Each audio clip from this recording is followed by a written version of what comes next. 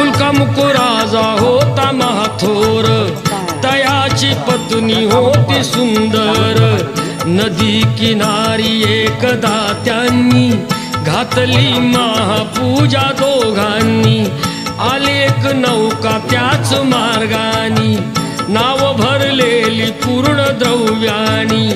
होती व्यापारी साधू बाण्याची, रीत पाहण्यास आला पूजनाची. उल्कामुक त्यास